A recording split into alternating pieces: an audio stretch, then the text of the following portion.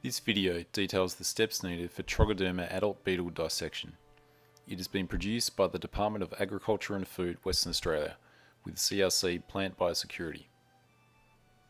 Methods and dissections have been done by Andrew Sitto, script by Andrew Sitto and Cameron Bromley, production, editing and narration by Cameron Bromley, and photography by Piers Scanlon. The Capra beetle, Trogoderma granarium, is recognised as one of the world's most destructive pests of grain products and is subject to strict quarantine measures in many countries. Their reliable identification and separation from dozens of very similar looking Domestidae species is crucial to maintaining a country's area of freedom. Adult specimens are easier to identify than larval forms, though they are often found dead and damaged from grain movement. Species level identification requires examination of the genitalia, which are usually protected inside the abdomen. It is important to have on hand the right equipment to carry out the dissection. We recommend using quality fine-pointed forceps and scissors. The choice of scissors is very important, as it is likely that poorly suited scissors will damage the specimen. We use scissors with a 45-degree bent blades and 2mm cutting edge. A range of homemade micro tools can also be useful to have on hand. For genitalia dissection, the adult beetles first need to be heated in hot 10% KOH or NaOH solution.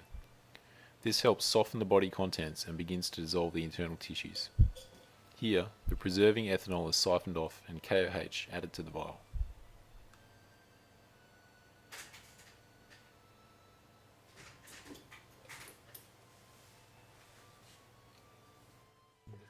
The specimens are then heated to around 70 degrees centigrade for 15 to 20 minutes, preferably using a dry block heater where the temperatures can be controlled.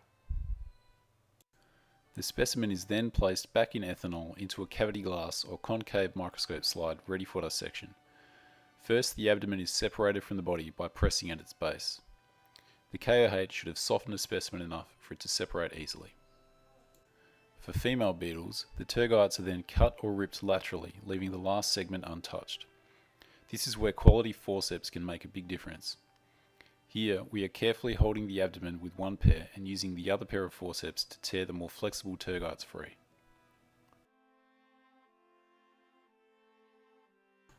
These stages can be carried out under a simple stereo microscope.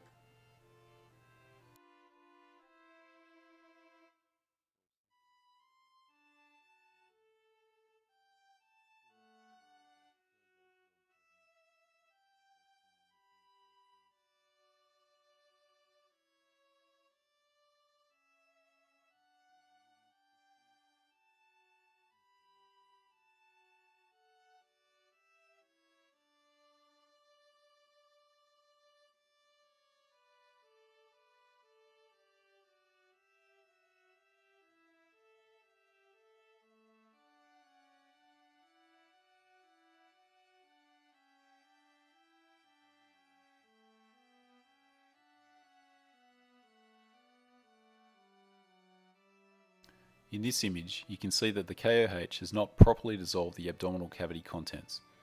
The abdomen should be placed back into warm KOH until the desired outcome is reached. With this specimen, we use a slightly different technique to separate the tergites.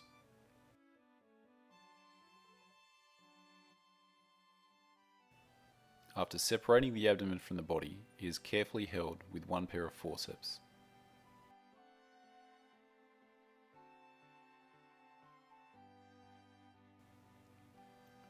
The other pair of forceps are compressed and inserted into the abdominal cavity and then expanded. The abdomen should separate along the edges of the tergites. It can then be easily separated further if need be.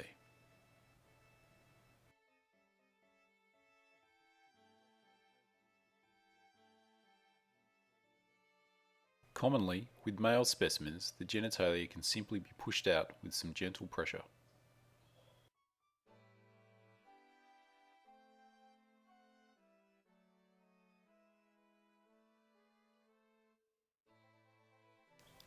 Here, you can see the male genitalia has been further removed from the abdomen.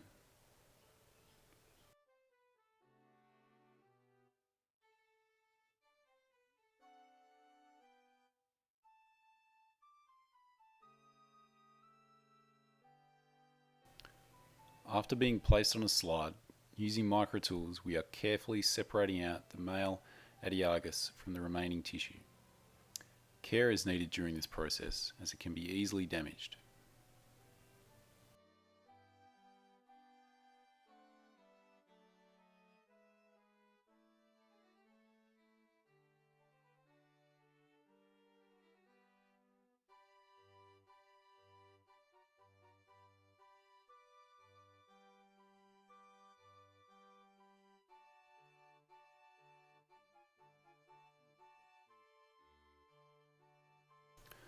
After it has been orientated correctly, a cover slip is placed over the medium. Here we've used glycerol as a short-term mountant.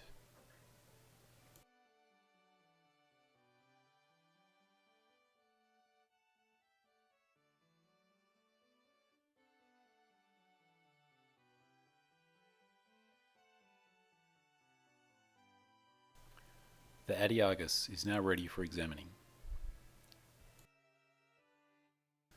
From the female genitalia, we have mounted in a similar fashion the sclerots in the bursa copulatrix. These are more robust and less prone to breakage.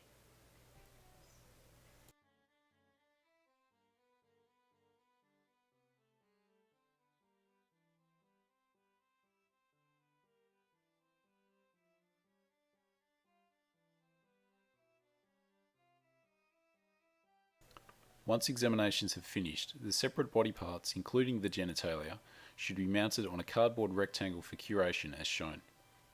Water miscible glue is recommended so the specimen can be easily soaked off if further examination is required. Housing the genitalia in a microvial with glycerol is not recommended as it has a reduced lifespan.